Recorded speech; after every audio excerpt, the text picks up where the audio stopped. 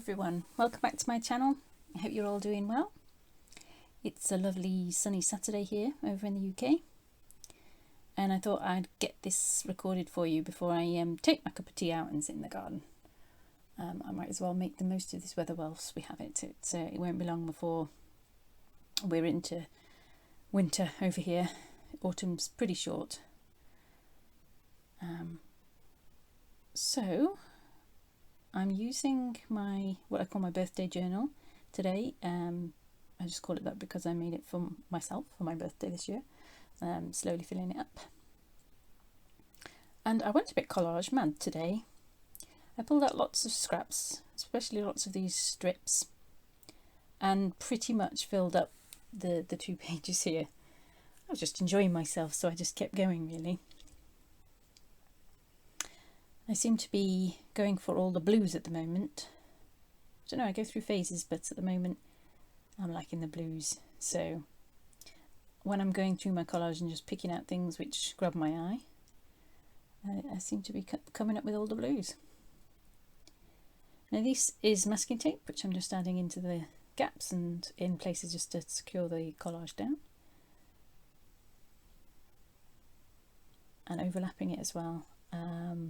Just to build some texture up.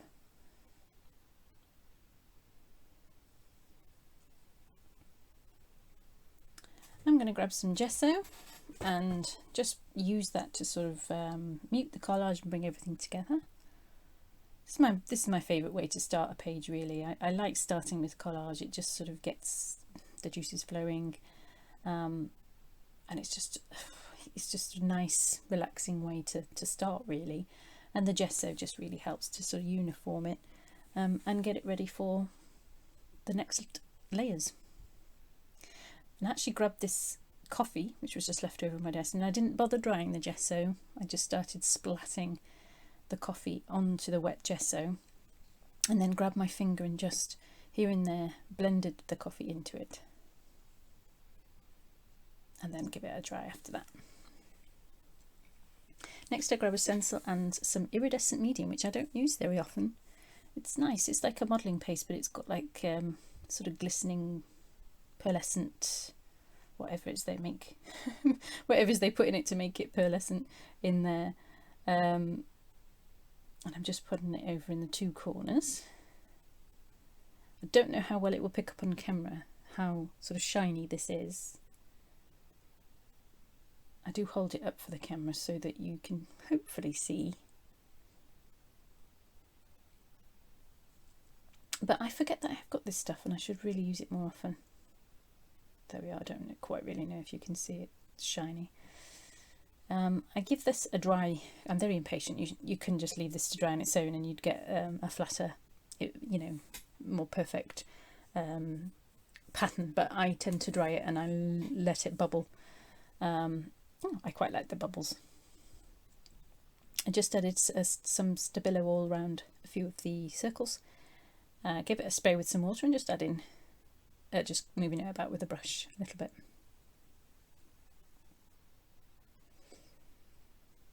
I hope you're all having a nice weekend wherever you are. I'm having a lovely Saturday so far. I've gone out with my friend shopping. We went to some vintage stores.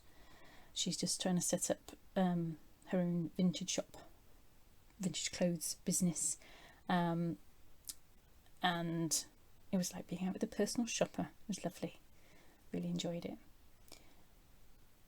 She's called the shop she's opening is called What Would Dolly Do, so I recommend looking out for it. Adding some watercolours there in amongst it all, and some more gesso on my finger just to lighten up some areas.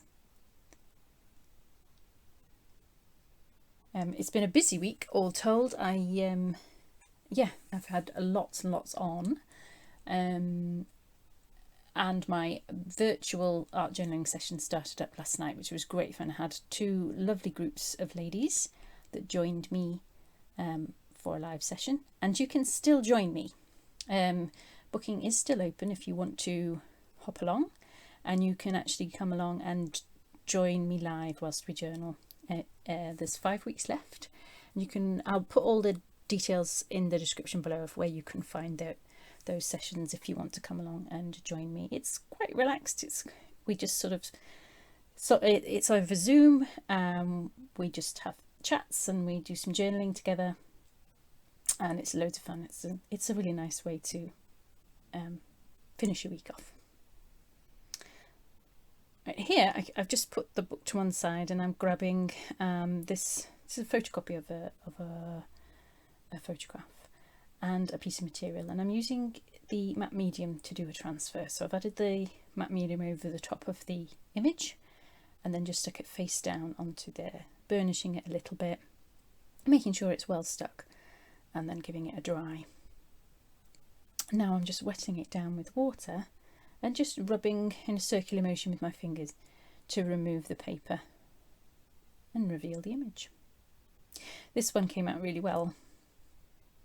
Some of them, well, sometimes there's a little hit and miss, but this one I was really pleased with.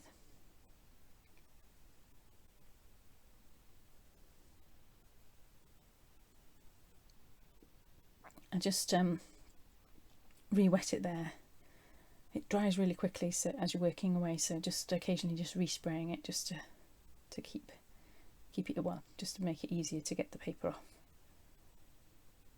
So yeah, I lost a tiny bit of his foot at the bottom, but that's about it. So making sure I'm getting all the little bits off, just grab a cloth and just rub it down. And I put a layer of the matte medium over the top just to finish it. Really, it means that you won't get, sometimes when it dries you can get a slightly frosted look, but putting a matte medium over the top will reduce that.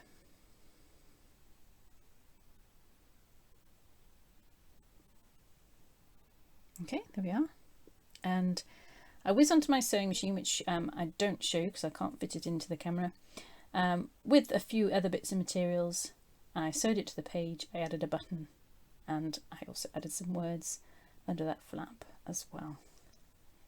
So there he is, and the words I chose were, he was told he had a cheerful philosophy. He did look quite cheerful. Thanks for joining me. Bye.